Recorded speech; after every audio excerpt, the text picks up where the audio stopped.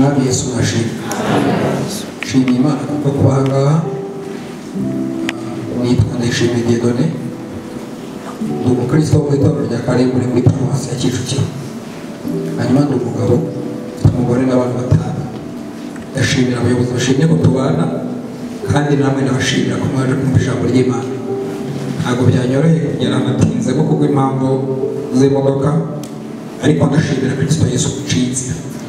Ndagira mufatire dusome ijambo ry'Imana, umvike Imana ivugana natwe mu ijambo ryayo.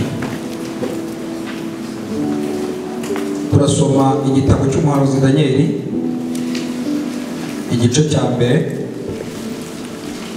dusoma umurongo w'8. Turaza gusimbuka tujye mu gice cya gatatu, nabwo dusome duhereye ku murongo wa 16, ubundi tuganire amagambo Imana duhaye kuri mwanya. Igitabo cy'umuhanuzi Danieli, igice cya mbere, dusome duhereye ku murongo w'8. Hari ijambo rikoze mu mazi Danieli agambirira mu mutima we utaziyandurisha ibyo kurya by'umwami cyangwa vino yanywaga, aricyo cyatumye yinginga uwo mutware w'inkone kugira ngo atiyanduza. Soma igice cya gatatu duhere ku murongo wa 16 dusoma. Aranditse ngo Saduraka na Meshaki na Abedenego basubiza umwami bati, Nebukadinezari, nta mpamvu ituma tugusubiza iryo jambo. Niba ari ibyo Imana yacu dukorera ibasha kudukiza mu itara ry'umuriro w'urumana, kandi izadukiza ukuboko kwawe Nyagasani. Ariko nayo itadukiza Nyagasani, umenye ko tutari gukorera imana zawe habe no kuramya icyo gishushanyo cy'izahabu wakoze. Twongereho amagambo dusanga muri Yobu, igice cya 27, dusome duhereye ku murongo wa 3. Yobu, igice cya 27, dusome duhereye ku murongo wa 3. Abatarahabona ni paje ya 500 n'ibibiri yemeze nk'iyifite.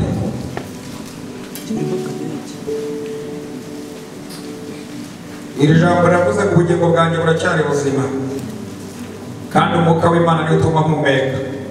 Ni ukuri iminwa yanjye ntizavuga ibyo gukiranirwa, n'ururimi rwanjye narwo ntiruzariganya. Ntibikabeho yuko nabemera ngo muvuze ibitunganye, kugeza ubwo nzapfa sinzikura kuba inyangamugayo. Gukiranuka kwanjye ndagukomeje, ntabwo nzakurekura. Ntabwo umutima wanjye uzagira icyo nshinja nkiriho.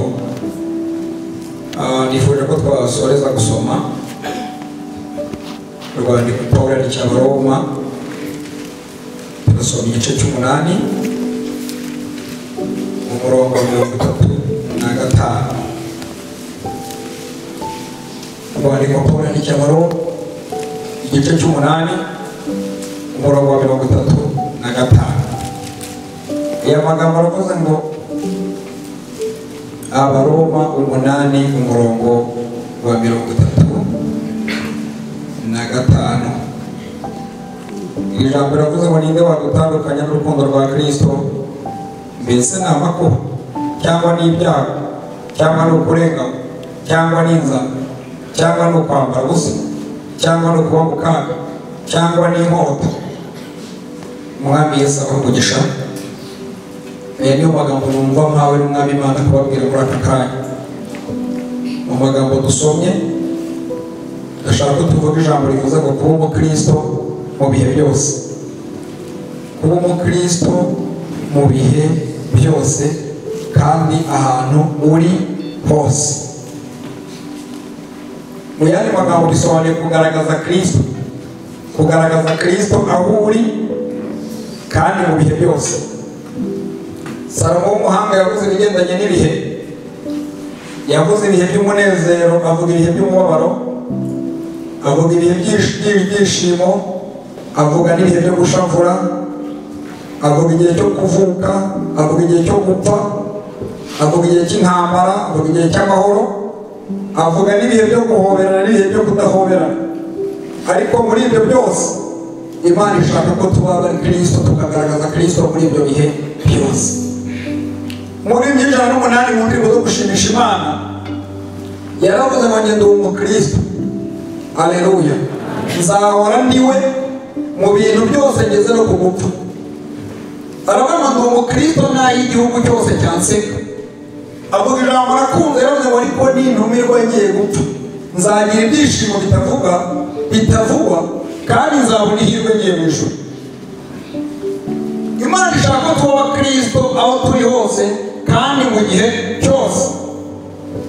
Kubera iki Imana ibidusaba? Ni uko ifite imbaraga zo kubidushoboza mu gihe twayemerewe. Bibiliya irimo ingero nyinshi z'abantu bagiye bakiranuka mu gihe kigoye ariko Imana ikabashoboza. Numva muri aya magambo dusomye nifuza kuza kubaganiriza intambwe nkeya muri nyinshi umuntu yatera kugira ngo zimugeze ku rwego rwo kudatakaza ubukristo aho ari hose mu gihe cyose. Dusomye amateka izi nkuru dusanze mu gitabo cy'umuhanuzi Danieli. Kugira ngo wumve amagambo neza ureba mu gitabo cy'umuhanuzi Yeremiya mu gice cya 25. Yeremiya niwe wahambiwe ko bazanyaga bakajyanwa na Nebukadinezari i Babuloni. Hanyuma mu gice cya 28 haza undi muhanuzi witwa Hananiya arababwira ngo ni imyaka 2 gusa bazamara mu gihe Yeremiya yaravuze 70. Kubera ko abantu bakunda kubwirwa ibyoboshye gusa, uwo Hananiya ariwe muhanuzi w'ukuri. Ariko ibyo Yeremiya yahanuye iyo usomye mu gitabo cya Danieli mu gice cya 1 bavuga ko byasohoye ku ngoma y'umwami witwa Yehoyakimu. Niho Nebukadinezari yateye Yerusalemu arahanyaga ibintu byo mu nzu y'Imana arabitwara. Ariko ategeka ko batwara abasore bari bujuje ibintu 7 tutari buvuge muri uyu mwaka. Ariko twabasha kuvugamo biki? Bari abasore b'uburanga b'igihagararo bakomoka mu muryango w'umwami b'ingenzuzi b'abahanga mu byo kumenya kugira bazajye kwigishwa iby'ururimi rw'Abakaludaya. Iki nicyo gihe bajyanye Danieli, bajyana Hananiya, bajyana Meshayeli, bajyana n'uwitwa Azariya. Hanyuma bageze i Babuloni babakoreye ibintu byinshi kavugemo 2. Icyambere basanze bagomba kurya ibyo kurya byaterekerejwe igirwamana. Ariko Danieli kubera ko yajyanye yishurirwa amenya ko ibyo babagaburiye Imana itabishaka itanabyishimiye. Yigira umutware w'inkono aravuga ngo jya duha ibishyimbo n'amazi kugira ngo twebwe tutiyanuze. Bene data, kuba umukristo ni ukugira ibyo ureka. Pawulo aravuga ngo ibyarinda muyange nabihinduye igihombo ndetse bitekereza nk'amase kubwo gutunga ubutunzi butagira akagero ariko bwitwa gutunga Kristo mu mutima. Bemera kurya ibishyimbo n'amazi kugira ngo batiyanuze. Ntekereza ko yaba ari umuntu utaragwije imbaraga ngo agere ku rwego ibihe bitamuhindura. Yari gutekereza ko yari yarabwiwe n'Imana ko azicarana n'abakomeye, none Imana ikaba ibisohoje. Ariko kubera ko Danieli yajyanye yishurirwa twasomye ijambo ryaho agambirira mu mutima utaziyandurisha ibyo kurya by'ubwami cyangwa vino umwami yabaho. Bemera kurya ibishyimbo n'amazi abandi bari kurya ibyo kurya by'ubwami. Kuba umukristo ni ukureka ibyarindamu zawe niyo wabona ko bifitemo inyungu mu gihe byaba ari ibintu kugutandukanya n'Imana. Cyane ko nta kintu na kimwe kiba ku isi no mu ijuru gifite agaciro kangana na Kristo. Kuko Pawulo yabwiye itorero ry'Abakolosayi yarabwiye ngo muri Kristo ni Imana yashyize ubwiza, ihashyira ubutunzi, ihashyira n'icyubahiro.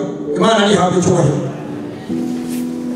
Cya kabiri babakoreye bagezeyo babahinduriye amazina bitera igirwamana kugira ngo muri bo ubyutse mu gitondo ntiyiyumvemo Imana y'iwabo, yiyumvemo ibigirwamana by'i Babuloni.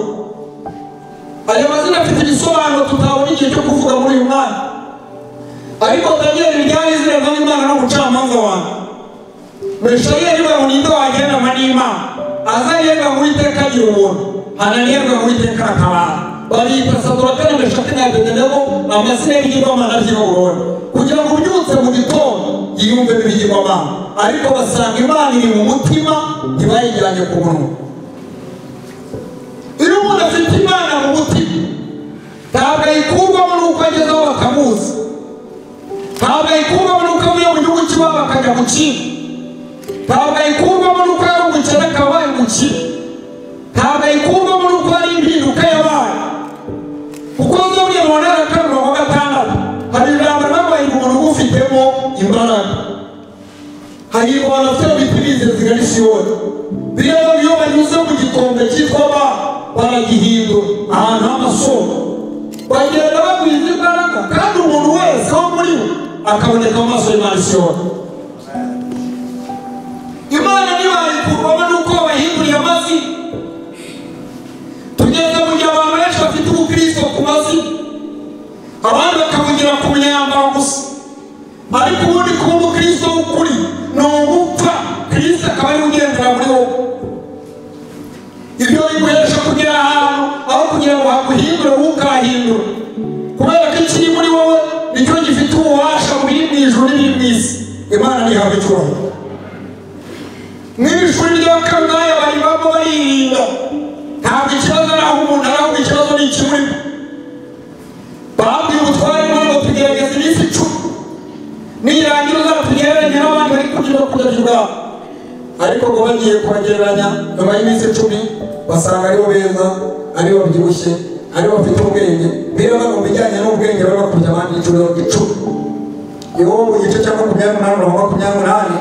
hari abantu baba kubaha Uwiteka aribo bwenge, kandi kuva mu byaha ariko kujishuka. Imana ihabwe icyubahiro. Iri shuri barimo barakiranuka, nubwo ryari ishuri ririmo abantu bakorana n'abadayimoni ku rwego rwo hejuru, ryarimo abantu biga koga, ryarimo abantu bakora ibitangaza bakoresheje uburyo bw'ubukorikori, ariko aba ngaba muri iri shuri bubaha Imana. Nihuse mu gice cya 2, Imana igira icyifuzo cyo kumenyekanisha abo bantu bayimenyekanishije. Umwami agafite inzozi z'umuntu zisobanura mu gihugu, bazana abanyabwenge bose b'Aburayi ngo bazisobanure. Babwira umwami ngo nta mupfumu wabayeho, nta mukarudaya, nta mukorikori, nta muntu n'umwe wabasha gusobanura ibyo bintu keretse Imana zitabara n'abafite imibiri. Barangije gushyiraho itegeko ko bagomba gupfa bose, ariko bibuka ko biganye na ba Danieli, kuko bahura n'umwami bwa mbere ntibari kumwe. Bajya guhamagara Danieli bagenzi be ngo bazapfane n'abandi. Danieli witwa Yoki yagiye kumuzana, nta mateka maremare. Yarabona ngo itegeko kigiye kuba gahungaye rituma abanyabwenge bose babona bapfa. Bibiliya iravuga ngo Danieli aramubwira ngo nshyira umwami. Danieli ageze ku mwami aramubwira ngo mu ijuru hari Imana ihishura ibihishwe. Abapfumu n'abakorikori baretse gupfa, ubundi muduha umunsi umwe dusenge, kubera ko mu ijuru hari Imana ihishura igihishwe. Ahamagara bagenzi be basenga umunsi umwe ku manywa Imana yihoye. Ariko Danieli wari uyizi aramubwira ngo yidakoze ku manywa ikora nijoro, siyijyanye ukumenya iyihizi, twayihamije i Babuloni, ntabwo yadutanga i Babuloni. Bararyama nijoro, Imana yishurira Danieli inzozi zose Nebukadinezari yarose. Inzozi z'ibintu byinshi atavuga Imana. Ariko muri iki gishushanyo ku gice cya 2 ku murongo 34 mu gitabo cy'umuhanuzi Danieli harimo ibyo yeretswe Nebukadinezari. Haranditse ngo yabonye ibuye ritarimo intoki z'umuntu rimanuka ryikubita ku gishushanyo cy'ibumba n'ibyuma byose, ngo ryabuye rarimena ngo rirakora ku isi. Iri buye yabonye ni Kristo. Iri buye rifitanye isano n'igitero Isirayeli banyweyemo amazi bagahanga bari mu butayu. Iri buye rifitanye isano na rya rindi Yakobo yiseguye ari guhunga mwene se Esawu, akabonera urwego rushinze, abamarayika barumanuka abandi baruzamuka. Iri buye rifitanye isano na rimwe mu mabuye 5 Dawidi yicishije Goliyati. Iri buye Petero yararivuze, yaravuze ngo niba mwarasogongeye, aleluya, mukamenya ko umwami wacu agira neza, nimumwegere. Niwe buye rizima ryanzwe n'abantu, ariko ku Mana yaratoranyijwe n'igiciro cyinshi.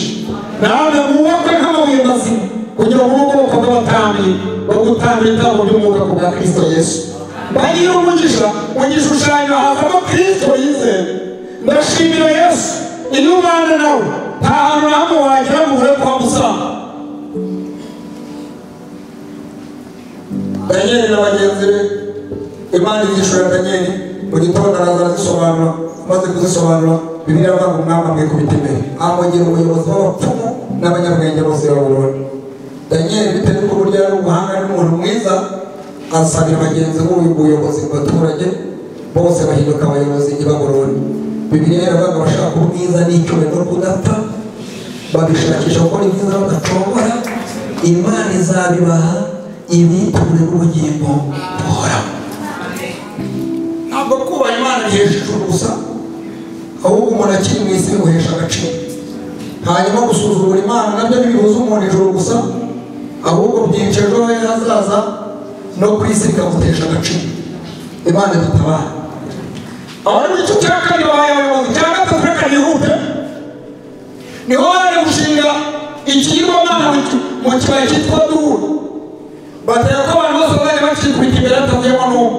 Umunsi wa mbere bajya kuri tere kukikubita imbere, Saduraka na Meshaki ko basigara bahagaze. Baravuga twubona Imana y'Abayahudi, nta mpamvu yatuma twubona ibigirwamana by'Abayahudi. Ngo bajyana amakuru ku mwami baravuga ngo babanyagana bazamuye banze gupfuka. Arabamagana ngo amahirwe ya nyuma bamugezeho. Baravuga ngo amahirwe ya nyuma ntafite umwami afite Imana. Imana yawe icyubahiro. Imana niyo ivuga bikaba, yategeka bigakomera. Niyo ikora icyo ishaka mu gihe ishatse. Arababwira ngo ntabwo byituje kuko ari Imana zawe. Ni ngombwa ko rwizamuka no mu bugura n'intanga n'imyiro n'ibindi byose bivuga mu kubara muraba. Ariko nimutubara bakajuma mu itara ry'umurigoroba. Baramubwira ngo Nebukadineza nta mpamvu tugusubiza iryo jambo. Niba ari ibyo Imana yacu dukora ntibasha kudukiza mu itara ry'umuriro. Baramubwira ngo kandi ntabwo tugendera kubera ko idukijije. Ntadukiza nta n'impamvu yatuma dupfukama. Ibyo ni ijambo rikomeye ryo kuba umukristo. Ntabwo nyine ushobora gupfa ariko ntureke kuba umukristo. Itangazo barifata bagerageza karindwi cyangwa 70 muri byo bivuga umwuzuro w'Imana. Bashaka abagabo b'imbaraga bajya kubataho. Ngo kubera ko umuntu wakaga cyane ufata abagabo bose urabatwika bo bagezemo. Basanga Kristo yagezemo. Batangira kugenda mu murimo bari mu muhanda. Yesu aravuga bari bifite mu masezerano ko muzawunyuramo. Nimwumve ko iryo jambo ry'Imana rivuga ari ukuri. Imana ihimbazwe cyane. Nebukadineza arahishuye. Arabaza ngo twakiremo banga, baramubwira ngo twakiremo batatu baboshye. Aravuga ngo ukuri ndabona uwa kane, kandi uwa kane arasa n'umwana w'intama w'Imana. Imana ihawe icyubahiro. Ndashimira Yesu ko atajya aterera abantu be, atererana abantu be. Ndabagira ngo amakuba n'ibyaha by'umukiranutsi ni byinshi, ariko Uwiteka amukiza muri byose. Ni byo koko ibigeragezo n'amakuba bibasha kugera ku muntu wubaha Imana, ariko Uwiteka bahari ngo amukize muri byose. Barangije umwami ategeka ko bakuramo kuko nta n'umuriro wanukaho. Gusenga bitegeka Babuloni, duhe Imana icyubahiro. Umwami aravuga Imana ya Saduraka na Meshaki na Abedenego ishimwe. Niyo yohereje marayika bayikiza abagaragu bayiringiye, kuko bigurukije ijambo ry'Umwami bagahamagara yabo, kugira batagira n'Imana yose bakora cyangwa se atari Imana yabo. Aravuga ngo cyatumye nshite kugira ngo amoko yose n'indimi zitari zimuzavuga nabi. Imana ya Saduraka na Meshaki na Abedenego azatemagurwe, kandi urwo ruzanirwe nk'icyavu, ko nta yindi Imana ibasha gukiza bene aka kageni. 3:30 handitse ngo ibyo bishize umwami yongeza izina rya Saduraka na Meshaki na Abedenego mu gihugu cy'i Babuloni. Bagaragaza ko ari abantu b'Imana batari mu gihugu cy'iwabo, ariko nabo Imana bazava. Yobu yanyuze mu bintu byinshi cyane, ariko muri byose hari ibintu bigeze kuri 3 bikomeye atatakaje. Abana barapfuye nk'uko basoma Bibiliya isomye, icyubahiro kiragenda, inshuti ziramanga, umugore muvaho. Ariko arakomeza mu muntu w'Imana utabasha guhindurwa n'ibihe yahuye nabyo. Yasigaye ikintu gikomeye cyitwa ibyiringiro. Igice cya 14:7 yaravuga nubwo ameze gutya haracyariho ibyiringiro. Haleluya. Igiti kibasha gutera, ariko iyo cyumvise amazi naho umuzi wacyo wasazira mu butaka kirongera kigashuka kikazana amashami y'ibijyambere. Icya kabiri yo yasigaranye yabwiye Elifazi ko yasigaranye ubugingo buzima. Imana nishimwe cyane. Aho twasomye yaravuze ngo ubugingo bwanjye buracyari buzima, kandi umwuka w'Imana utuma mpumeka. Aravuga yikaba ko nabemera mu buzima itunganye kugeza ubwo nzapfa sinzikora ku binyangamugayo. Gukiranuka kwanyana gukomera sinzakoreka, kandi umutima wawe ntuteze kugira icyo ushinja kiriho. Imana ishimwe.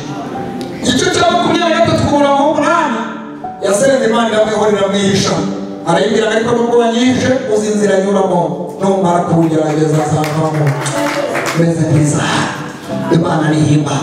yitangira ubuhamya bw'umutima we aravuga ngo intambwe zagera zikomeza gukirana sinzateshuka inzira z'Imana naho yanyica napfa yirinze yumvaga yarageze ku rwego nta cyamukuramo Imana yize ndashaka kubamenyesha ko Imana itanga imbaraga zishoboza umuntu gushobora ibyananiye abantu ndasomye urwandiko rwandikiwe Abaheburayo mbona kubona ikintu tuzireguza bizaturushya kubera ko harimo abantu bagiye bitwa intwari zo kwizera bagiye bashobora ibintu byari bikomeye bashobojwe n'amaboko y'Imana kandi Pawulo aravuga ngo dushobozwa byose na Kristo kuko ari we uduha imbaraga Imana ihimbazwe cyane Pawulo abwira Abaroma n'iki cyadutandukanye n'urukundo rwa Kristo hari mu gice akarengane k'itoya ni amakuba ni ibyago ni intambara ni ukubohoka arababwira ngo muri ibi byose nta cyadutandukanye n'urukundo rwa Kristo Zaburi 90 umurongo wa 14 abijambo n'uko kuko yamunze akarabata icyo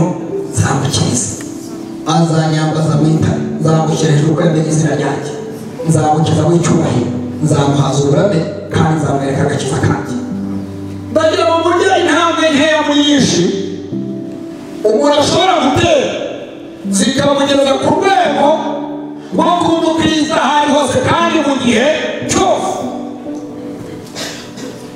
intambwe ya mbere yitwa kumenya uwo uriwe kwimenya cyangwa kumenya uwuriwe ubundi Imana yiduhamagara tukizera Kristo guhera uwo munsi idusaba kutagenda nk'abandi kutavuga nk'abandi kudakora nk'abandi mu bintu byose by'inzira Imana itishimiye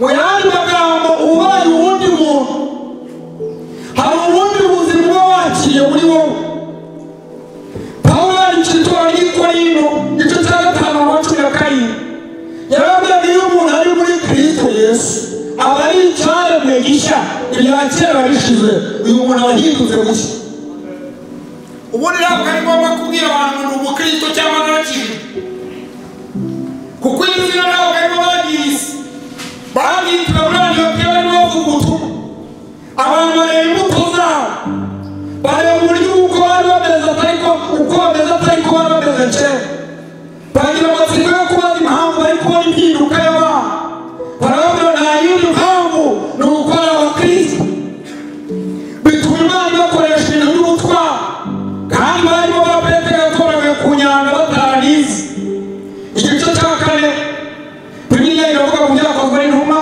ngo babonye ibiri gukorwa Petero n'izindi ntumwa ngo babaza impamvu bari gukora ibintu bikomeye ngo barababwira nta yindi mpamvu ni uko babanaga na Yesu Imana ntihabwe icyubahiro ijambo rya mbere intambwe ya mbere umuntu yatera kugira ngo abe umukristo ahantu ari hose ni ukwimenya gusobanukirwa uwo uriwe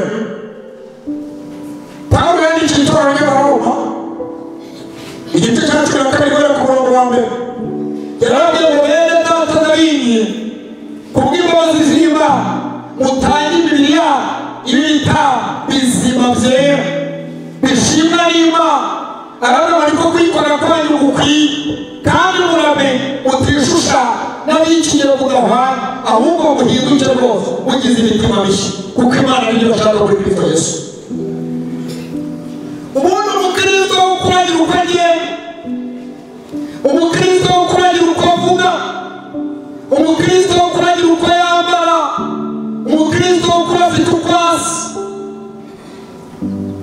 irigeze yabivuga Pawulo mu itorero ry'i Korinto haravuga ngo umenye ko muri insengero z'umwuka w'Imana uri buri mwere ijambo rya mbere ni ugutera intambwe yitwa kwimenya ukisobanukirwa ukamenya ko utari nk'abantu Samusoni mwene Manowa yigeze yibagirwa iki kintu igitabo cy'Abacamanza igice cya 13 guhera ku murongo wa 11 abwira Delila ngo bamuheshe imigozi itageze gukora nanjye nacogora nkamera nk'abantu ubu tugira abantu basenga ariko bashaka no kugira ikirenge mu cy'abantu batizera Yesu kandi aho bageze hamwe nayo mpamvu iyo bakora bitandukanye bagaragazwa n'imirimo ya kabiri ko batizera Yesu imwe mwasomye mu Galatia igice cya 5 guhera ku murongo wa 16.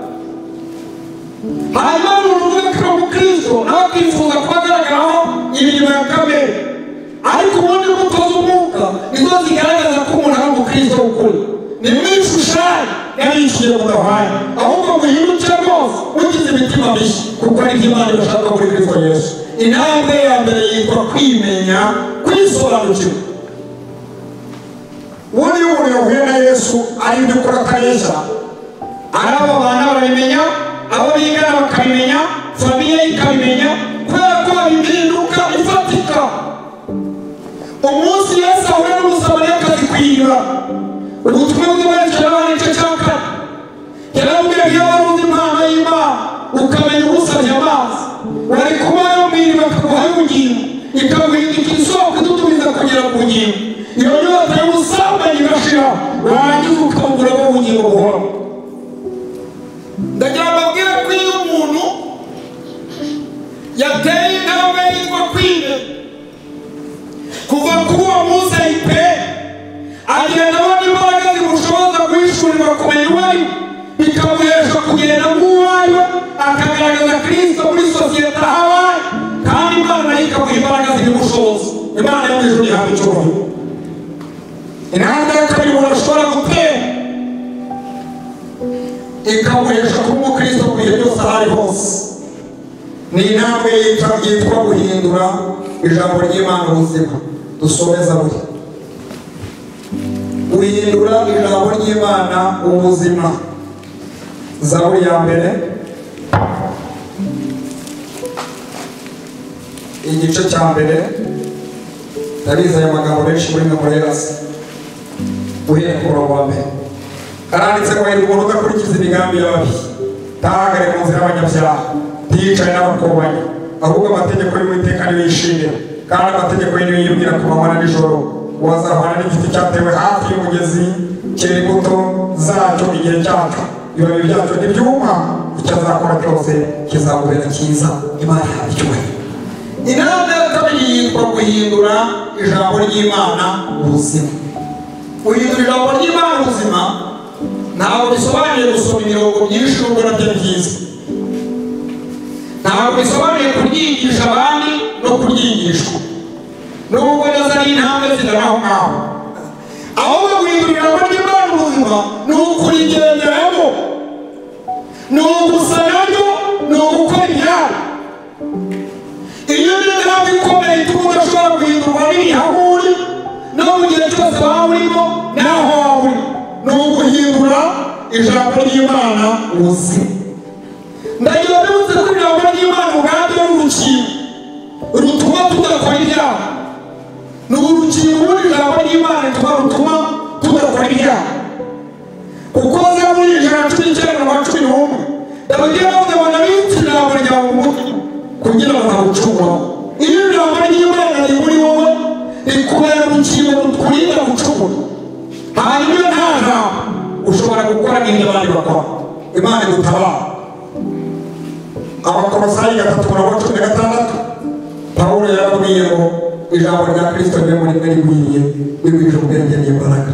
Imana yamwishyura umugisha. Dawidi avuga ku ijambo ry'Imana yaravuze ngo ikimara amahoro amakuba yanjye n'ibyaha ni uko ijambo ryawe ryanzuye. ijambo ry'Imana ridukura mu rupfu tukazuka tukabana n'Imana. nibyo witwa Petero yavuze, yaravuze ngo kera ntitwari ubwoko kubw'ijambo ry'Imana, ariko uyu munsi turi ubwoko bw'Imana. aravuga ngo ubu munsi twaratoranyijwe, aravuga ngo turi abatambyi b'Umwami, ishyanga ryera, abantu Imana yabonye ngo bamaze ishimwe ry'iyo bahamagara. yadukuye mu mwijima itugeza mu mucyo w'itangaza, kandi mu mucyo nta wundi uvuga ni Kristo Yesu. Imana niyo umugisha. guhindura ijambo ry'Imana ubuzima.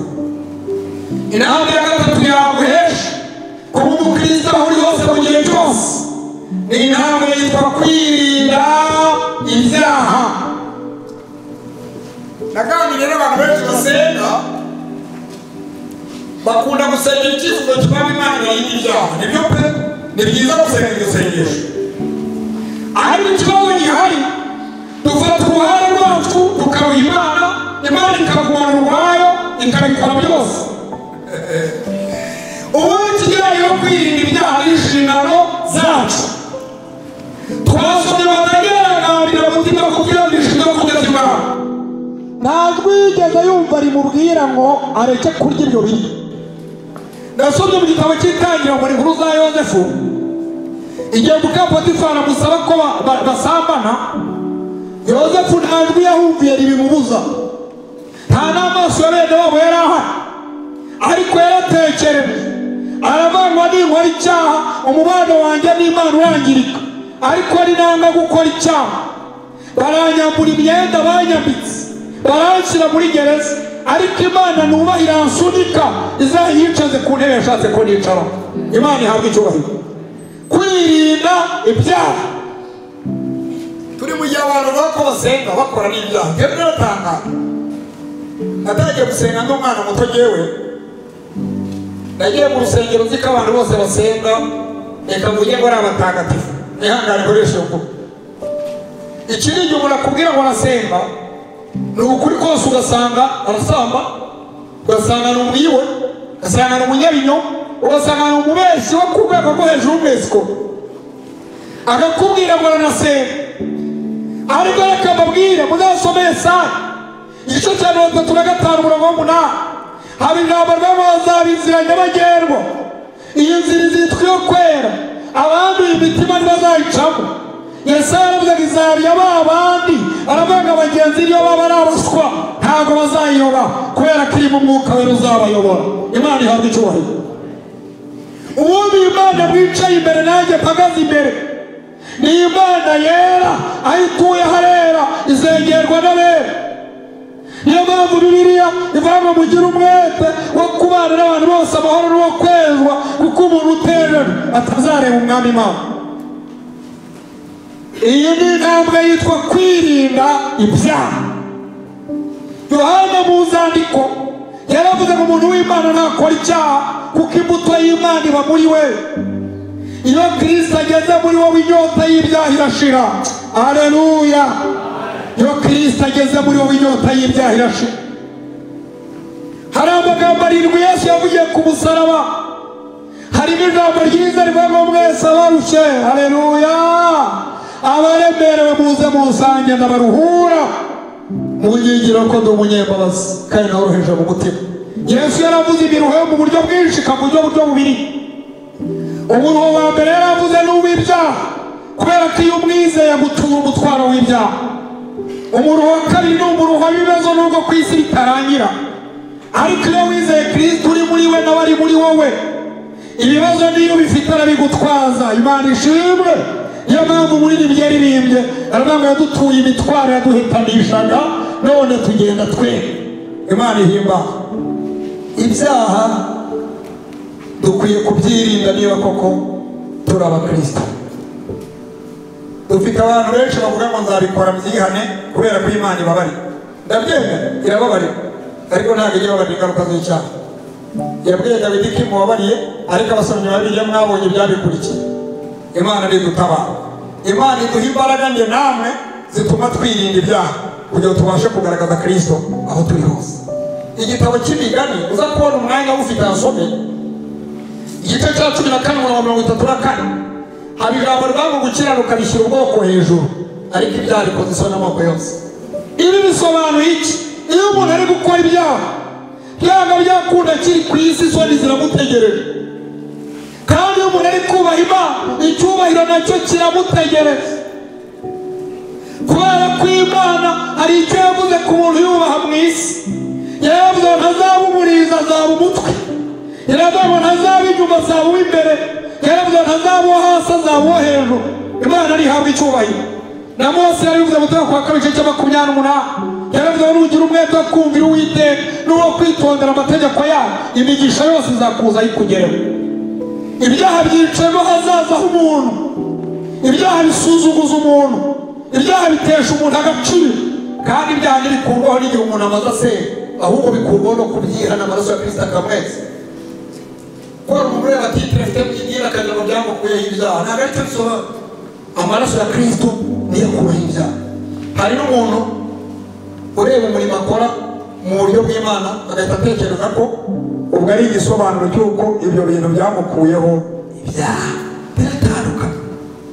hari muri ibyo yavuze ngo impongano ikwiye ibyaha bakoze ni amaraso ya Kristo gusa.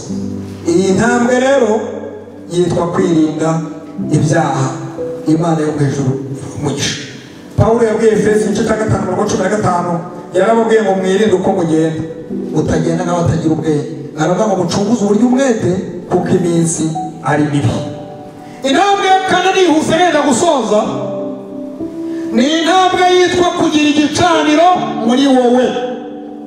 Kugira igicaniro muri wowe, iyo bivuze kugira igicaniro muri wowe ibisobanuye guhinduka umunyamasengesho wowe ubwawe. Kugira igicaniro muri wowe ni ukuba umunyamasengesho ku giti cyawe, udasenga ari uko bayapanze, ahubwo uhora mu buzima bwo gusenga, ku buryo aba ari mu ishuri umutima uri gusenga, akaba ari mu isoko umutima uri gusenga, akaba ari mu kazi umutima uri gusenga. Bene uwo muntu ufite igicaniro agaragaza Kristo n'ubukristo aho ari hose. Kubera ko niyo ibigeragezo byaba byinshi kandi bibutse ko ijuru tuvuga tujyamo, Yesu yaravuze ngo uhereye mu gihe cya Yohana Umubatiza ukageza none ubwami bwo mu ijuru buratwaranirwa kandi intwarane zibugisha n'imbaraga. Kugira igicaniro muri wowe ni amasengesho aba muri wowe imbere. iki gicaniro cyo mu muntu imbere kigira umumaro mwinshi. Umumaro wa mbere niho havamo ibihumuriza niyo waba uri gucibwa intege n'igihe uhagazemo. Umumaro wa kabiri, amajwi aturuka ku bantu n'aturuka kuri Satani aguca intege. Iyo ufite igicaniro muri wowe uraririmba ngo naho ndiho haleluya, naho napfa ziko nkurwa n'Uwiteka. Yesu ampa ibyo ngenda byose ndabaho. Kandi muri iki gicaniro kiri muri wowe niyo Imana igenda iteshereza agaciro ibyo abadayimoni bagambiriye. Iyo ufite igicaniro muri wowe si ngombwa ngo abantu bakubwirize, si ngombwa ngo korali zize zikuririmbira indirimbo nyinshi. Yesu yavuze amagambo nakumva, yaravuze ngo umuntu nanyizera imigezi y'amazi y'ubugingo izatemba iva mu nda. Muri iki gicaniro wumviramo ijwi ry'Imana, wumviramo ibihumuriza, umubano wawe n'Imana ugenda uzamuka bitewe n'igicaniro. Kandi muri iki gicaniro niho haba icyo bita gusabana n'Imana. Ntabwo gusabana n'Imana ni ibyo mu rusengero. Mu rusengero niho kuza kunoza umubano, reka kujya gutyo. Ariko ubundi gusabana n'Imana bibera muri iki gicaniro. Iki gicaniro umugabo witwa Mose yari agifite. Uzasoma igitabo cyo Kuva igice cya 33:17. Imana mu magambo abanza yabwiye Mose ngo Abisirayeli n'ubwoko butagorwa amajosi ijyanye namwe n'abamarira mu nzira. Umugabo witwa Mose aricara akora imibare, aravuga ngo ni gute nakora urugendo rutari mu Imana? Nabigenza gute twageze ku nyanja itukura ikayicamo kabiri tukambuka? Yaraduhaye amazi avuye mu gitare ikaduha manu, ikabuza Balamu kutuvuma mu kigo cyo kutuvuma, akavuga umugisha. Haleluya. Aravuga ngo sinshobora gukora urugendo itari. Abwira Imana ngo harubwira ko izina ryanjye warimenye, niba warimenye unyemerere tujyane, kubera ubusabane bafitanye. Imana yamubwira ngo yewe Mose we wangiriyeho umugisha umenya izina, icyo uvuze nacyo ndagikora. Muri iki gicaniro havamo ubusabane bwo gusabana n'Imana, kandi muri uku gusabana n'Imana nibyo bigeze umuntu ku rwego rwo kujya avuga ikintu Imana igateraho kasha. Gusabana n'Imana. Muri Eliya yahagaritse imvura nta n'umwe yumvise. Abasomyi Eliya barabizi. Kubera iki? Yari yarageze ku rwego ubusabane bwe n'Imana butuma atunga urufunguzo, Imana nayo igatunga urundi rushobora gukingura. Imana ifashe mu nyumvi. Ndi gusengera mu mutima kugira ngo ndi kuvuga mu byumva. Urwego rw'ubusabane rero rubatse n'Imana nirwo rwatumye ahagarika imvura ntazwi yumvise. Aravuga ngo uhereye none ihagarare kugeza igihe ngewe nzabitegekera. Ntabwo yavuze kugeza igihe nzasengera cyangwa kugeza igihe Imana izabikorera, ahubwo yaravuze ngo ngewe nzabivugira. Kubera iki? Yesu yaravuze ngo nimuguma muri nge amagambo yanjye akaguma muri mwe, muzasaba icyo mushaka cyose muzagihabwa. Uyu Mose yigeze asabana n'Imana.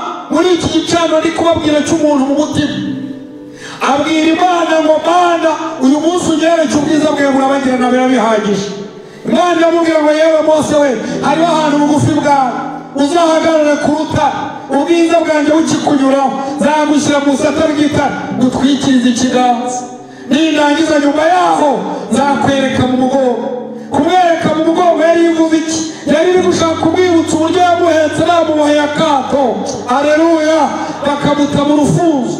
Mu gihe amaboko ya nyina we yari amurekuye, yasanze mu rufunzo harimo amaboko y'Imana aramusama. Kubera ubusabane n'umugambi Imana yari imufiteho n'ikizamukoresha n'uburyo bazasabana, Imana bituma imwereka mu mugongo, niko kumubwira ngo ninjye waguhetse. Imana ihimba.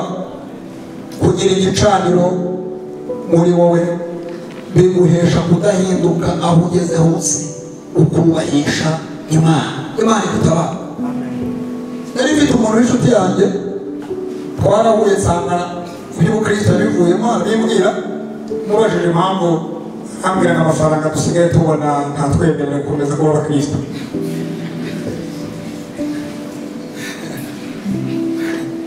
Mwumve na amafaranga dusigaye tubona ngo ntabwo rwose gatwemerera kuba abakristo. Umuntu ashobora kuvuga ko ari umukristo bitewe n'igihe ahagazemo, afite ikintu ari gushaka ku Mana, ariko ukuri guhari atari gahunda yo kujya mu ijuru. Imana idutabara. Kugira igicaniro muri wowe bibyara gusabana n'Imana. Aleluya! Muri iki gicaniro negerana gusoza, niho wumvira amijwi abandi batumva. Iyo wubatse igicaniro n'Imana kikaba cyubakitse, iki gicaniro kivamo amahoro yo mu mutima niyo waba uri mu bibazo. Kandi ndabibutsa ko amahoro yo mu mutima aruta ibintu byose dusengera. Ubutumwa bwiza bwanditse na Luka igice cya 2:14. Hari indirimbo aririmbwa n'abamarayika umunsi Yesu avuka. Iyo ndirimbo iravuga ngo mu ijuru icyubahiro kiri cy'Imana, ariko mu isi amahoro mu yishimye. Yohana 14:27, Yesu ajya kuva mu bigishwa yariyicaje, arababwira ngo mbasigiye amahoro, amahoro yanjye ndayabahaye, simbahe nk'uko isi itanga, imitima yanjye ihumure. Iyo muri we harimo igicaniro ugira amahoro niyo waba uhagaze mu bibazo. Kandi Yesaya 8:22 haranditse nta mahoro y'umunyabyaha ni ku Uwiteka avuga. Aba bantu Yesu abwiye aya magambo baba bafite igicaniro muri bo, baravuga ngo reka tumutegereze umunsi azuka twumve ibyo azavuga. Ababwira amagambo ari mu butumwa bwiza bwanditse na Yohana, arababwira ngo amahoro yanjye nabe muri bo. Kababwire bene data, iki gicaniro cy'ubusabane cyo gusenga kiguhesha ubusabane n'Imana. Iki ugenda umenyeramo amakuru y'icyo Imana igushakaho. Imana nibaho umugisha. Kavuga ijambo rimwe sose. Intambwe ya 6 ni uguhora mu buzima bwawe uzirikana aho Imana yagukuye nayo ikugejeje. Wowe uzirikana aho Imana yagukuye nayo ikugejeje, ibi biguhesha guhora wubaha Imana ahantu hose uri, ukaba wayubahisha kubera kubona ko amaboko yayo ari yakugejeje aho ugeze. Kandi iyi ni intwari irwana mu buryo bukomeye. Niyo Dawidi yakoresheje bamubwira ngo bari kumwereka uburyo Goliyati akomeye, yarababwiye ngo yandokoye mu nzara z'intare, izamura amaboko y'Umufilisiti utarakebwe. Imana rihabwa icyubahiro. Iyo wari uzirikana aho Imana yagukuye naho ikugejeje, biguhesha kubahisha Imana aho uri hose, biguhesha kugenda ugaragaza imbaraga z'Imana, kubera kureba ngo Imana niyigerera, amaboko yayo niyagerera. Dawidi yarabyibutse yandika Zaburi 24. Iyi Zaburi iravuga ngo Uwiteka atari we mu ruhande rw'abantu baduhagurukira, isuri baratembye ku bugingo bwacu, amazi baraturengera, baravuga ngo Uwiteka himbawe batadutanze ngo tube mu muhigo w'amenyo abisha wacu. Numva n'abasobanurira tugasenga. Imana ishaka ko tugaragaza Kristo aho turi hose mu bihe byose. Ubuzima bujya buhinduka, haba ibihe bibi umuntu anyuramo, haba ibihe byiza umuntu anyuramo, ariko muri ibyo bintu byose umukristo w'ukuri akwiye kuba agaragaza indangagaciro za Gikristo. Akwiye kugenda nk'umuntu wahindutse, akwiye kwera nk'uko Kristo wamuhamagaye ari we, akwiye gutera intambwe yo kwegera Imana, Imana ikamwegera. Akwiye kuba ku rwego rwe rw'ubusabane n'Imana, akagera ku rwego Imana imureba ikamwishima. Numva nasobanurira tugasenga.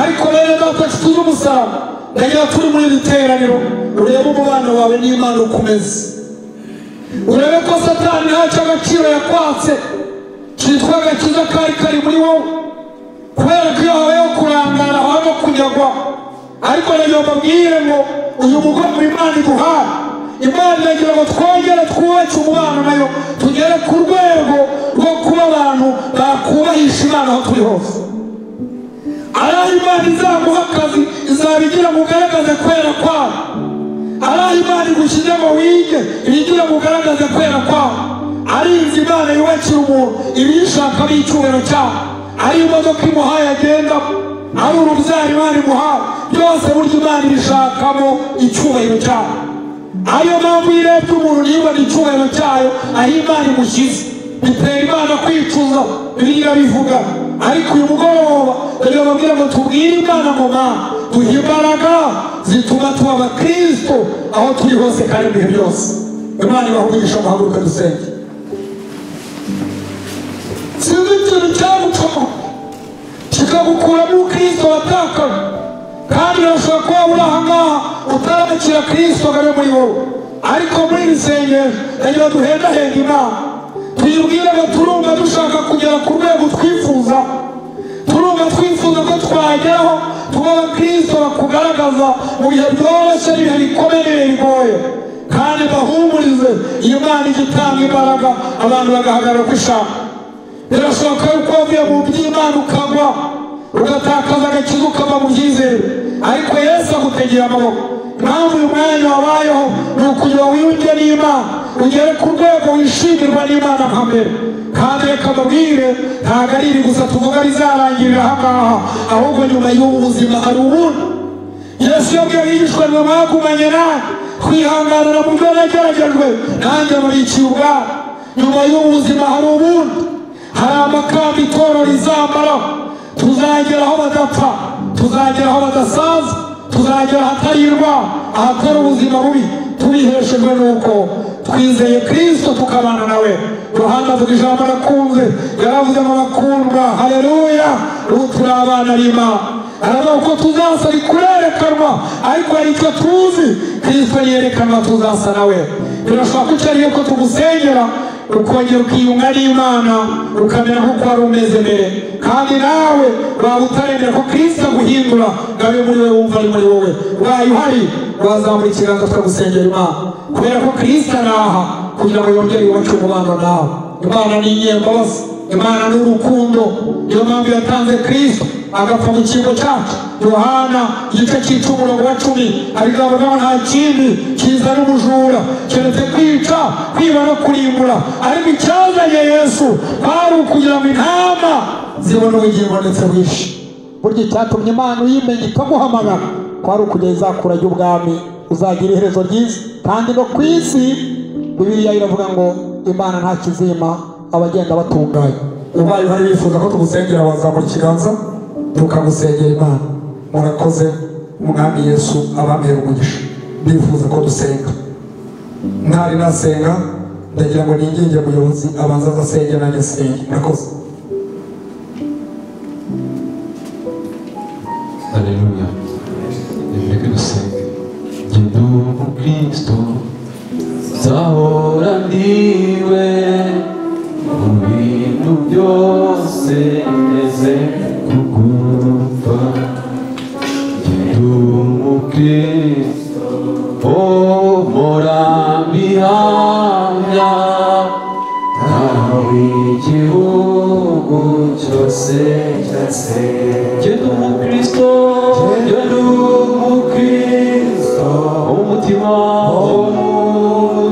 umutima kuko ubusigaye nkunda Kristo icyatumye apfa yazize jyewe nkabuzwa n'iki kuryamo Jyewe umukristo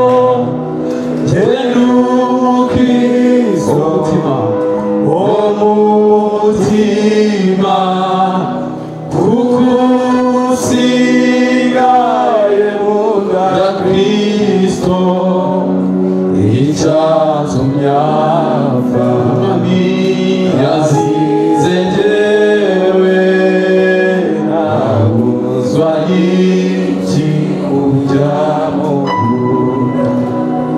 nziza.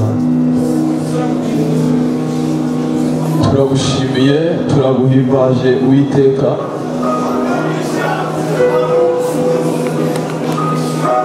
Imitima yacu inejejwe n'ijambo ryawe wongeye kutubwira muri uyu mugoroba. Haleluya! Ijambo ryawe ryarambwiye ngo hazaba inzira nyabagendwa, y'abantu imitima ntibazayicamo, ahubwo izaba iy'abandi. Izaba iy'abandi, ku mugenzi naho yaba ari umuswa, ntabwo azayohitira. Imana ishimwe cyane kuko umwuka wawe wera. Imana yarabyanditse aravuga ngo icyo akora, haleluya, abamwemeye bose bakizera izina rye yabahaye ubushobozi bwo kuba abana b'Imana. Hari irindi jumbo n'umwuka we. Imana ishimwe cyane, ubwo bushobozi n'umwuka w'Imana.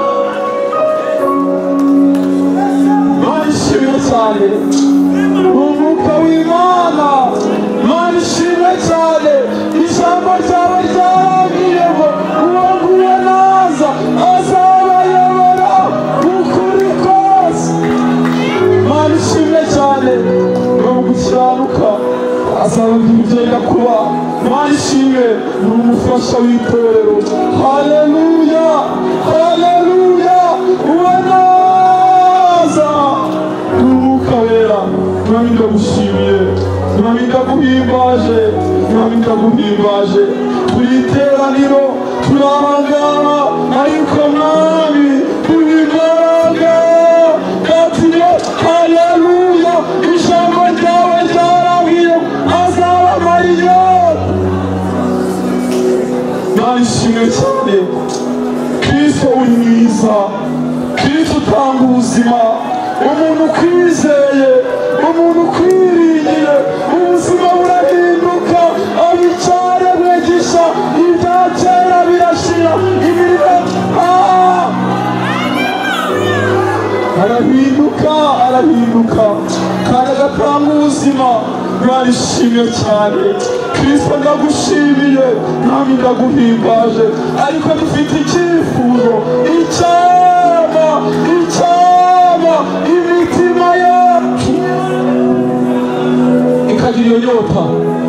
Ntabwo ari ubwenge bw'isi, ahubwo ni ubuntu bukomeye kubwa Mwuka wera no kwizera. Urakoze Kristo, turashoka mwahangaha hari abinangiye mu izina rya Yesu Kristo, ariko ndasenze ijambo ry'Imana ryarambwiye ngo umwuka wera niwe utanga ubuzima. Imana ishimwe cyane, urakoze Kristo, ndatugira icyo ukora. Imitima yacu tatwongere Kristo ikwizere, igira inyota yo kubana nawe buri munsi. Urakoze kubyumvise, urakoze kuri mwiza, izina ryawe. Amen.